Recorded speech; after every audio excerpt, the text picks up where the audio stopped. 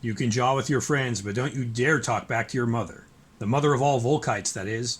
Today on Attention Span Labs.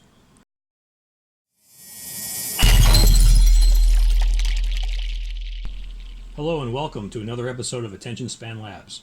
I'm your host, author Michael A. DiBaggio, and this is my co-host and lovely wife, author-illustrator Shel Presto DiBaggio. Attention Span Labs is a series about whatever the hell I want to talk about in the world of my hobbies. And today we are talking about this scratch-built model of a killer robot I built last week. This will be a two-part episode. On this episode, we'll talk about construction and a bit of background lore. And in the second episode on Shel's channel, we'll talk about painting it. This is MOAV, M-O-A-V, which stands for the Mother of All Volkites, a name which will be explained shortly. I built it for the August 2019 Tabletop Crafters Guild build. Rules stated that it had to include a spray paint can lid, and it could not be a well or fountain. Check and check. I built it without any real planning, and it came together in about 3 days. And I have to say, I think it looks pretty darn good. Shel, let's hear some of your impressions about MOAV.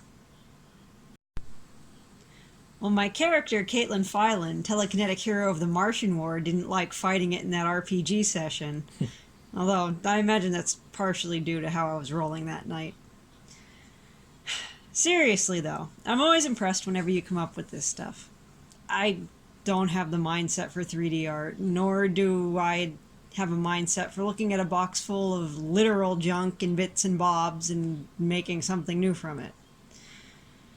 I'm most impressed by the pose, though. This looks awesome, but the exact same contraption in a static pose would have looked very stiff and boring. But with the pose, you can definitely feel the menace. As a side note, watching Mike struggle to get this thing to stand before the glue was all dry was pretty darn entertaining. Entertaining for you. What I find striking about it is the size. Put some other miniatures there. There's a Reaper Dragon Turtle. There's a Reaper Fantasy miniature, and here's a 40k Imperial Guardsman. See, the MOAV is quite enormous in comparison. It's very visually striking on the table, and it is full of menace. But yeah, about the posing, it certainly took quite a bit of experimentation to get the pose just right, and still have it be balanced enough to stand. It's a static model, so to make it look exciting, you have to give the illusion of dynamism, of motion, just like you would in a comic illustration, as Shel knows. So when I experimented, I used blue tack to position the arms and legs, but the glue takes a lot of time to dry. The blue tack sticks immediately, but the glue you have to wait for, and it's not always enough to just hold it in place. There aren't any pins on the joints in this model to support it while it dried, so it's held together with a lot of hot glue. And when the hot glue dried, it got covered over again in super glue. And I think this is a good point to talk about the basing, because that's essential to its stability. The base is entirely made up of cork over chipboard, and I used a technique from the Tabletop Dungeon channel.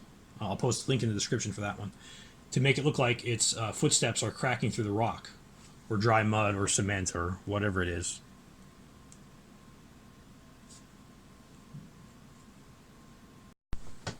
Okay, so let's get into the construction. The nice thing about this model is that it costs almost no money. I just used a bunch of junk I had lying around, as Shel already mentioned. This is old packaging material, broken toys, bits of old electronics. Some people are really good at cobbling stuff together naturally, but like anything else, you have to work at it. The particular model came together pretty quickly based on junk that I just had lying close at hand, but I got lucky this time, and you really can't expect to get lucky all the time. I've had other models that have taken months on and off experimentation to try and get it right. Wait until we get to the deodorant tank one day. That took a long time. Certainly referring to the deodorant tank there. That's for another video. But this also requires, obviously, that you have a bits box on hand, a box of junk, so that you can pick out pieces that look interesting to you. As I said at the beginning of the video, the ingredient that it had to have was the lid of a spray paint can, which I used for the waste section here. The lid has indents on the side, so you can squeeze it to pop the lid off when it's on the can, and I use those hollows to mount the hip joints. The hip joints themselves are just small styrofoam spheres I bought on Amazon. I sawed through them with a razor saw, at about 1/3 the volume of the sphere instead of exactly in the middle. So it looked like only a small part of it was inside the waist. The turret underneath the waist section is from a toy tank that I bought at Dollar Tree. Now the legs are from an old wireless router that had 2 antennas. These are the base sections that screw into the router, not the antenna itself. You can see they have an elbow joint in them, which made good knees for this. I glued the part that screws into the router to the ball joints in the hip, and the other end of the legs were hot glued into the feet. Now the feet are just junk plastic risers that I got in a package for a die-cast car.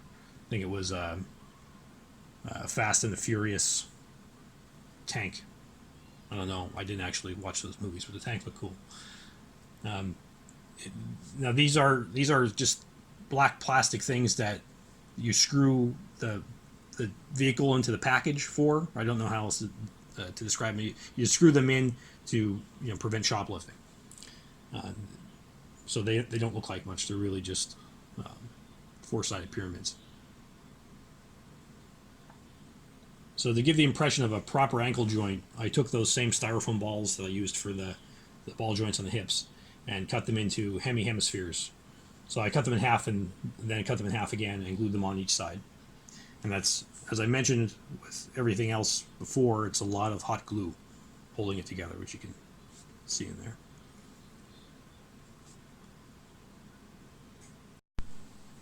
Now moving to the top half, the torso, the dome head, this is one piece. It's a plastic container that once contained nipples for baby bottles. I think the specific brand was Avent. I've been holding on to that for a couple of years since our son was born. It looked really cool. I knew it would come in handy one day. I just didn't know when. I tried a lot of different vehicles to put it on, but That also had this lip here too, right? yes, that's one. The two of those are actually, that's the container. This is the top half of the container. The dome is where the nipples stacked up. So on the back of it, you can see the antenna sticking up there. That's actually the antenna from the leg sections, the actual receiver antenna part, the Wi-Fi antenna. The death rays on the side, you probably, if you done any repairs in your car, you probably know what they are. They're burned out headlamps from my car, and they look perfect. I think as a Mark-alike type death ray.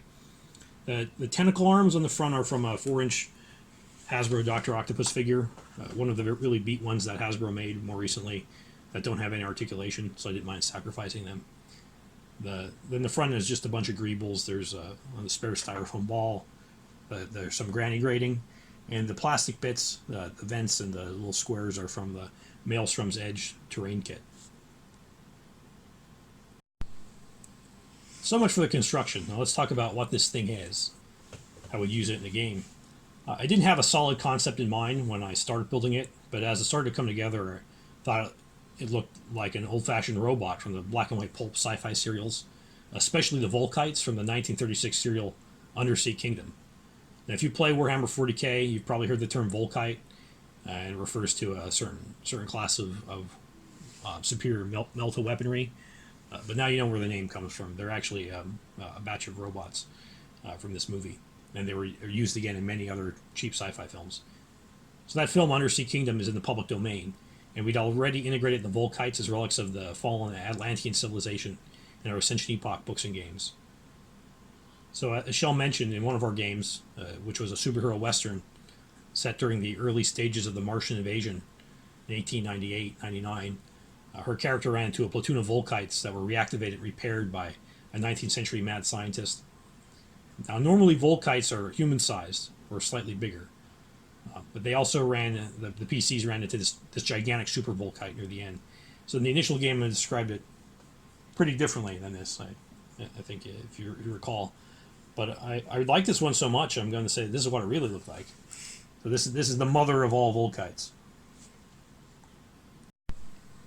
Now, we've been working on some cool secret projects in the Ascension Epoch universe, besides the sequel to this book, Population of Loss, which is our book about the Martian War, where the game I just mentioned took place in. We have some superhero western. So I hope you like this model. Hope you enjoyed this video. I had a great time building it. Somewhat frustrating time painting it, but we'll talk about that in a different video. And if you did like it, I hope that you will like this video, subscribe, and share it with your friends. And also, as I mentioned, I entered in a contest, and I have no idea if it'll be selected as a finalist because there are a lot of great entries that are always show up in the monthly guild builds. But if it does show up as a finalist, I'd really appreciate your vote, and I'll put some links down to the other YouTube channels that host this competition, and also in case you want to join in for the next month. The current month, September, is a really cool build where you just have to build a monster, but you can check that out yourself. So also, as I mentioned, that this was used in the game, or the concept of what this thing is was used in the game set in the late 19th century in our Martian war setting, which is what that book, Population of Loss, is about. We have some cool secret projects going on. Shell and I were, of course, the sequel to that book is coming out soonish, as soon as the illustrations are done. But we're also working on some RPG material that we're not going to talk too much about, but expect to see this show up there. In some of our, we're working on a series of Western superhero adventures that we'll be publishing at some point. Okay, so this is Mike and Shell from Attention Span Labs, signing off.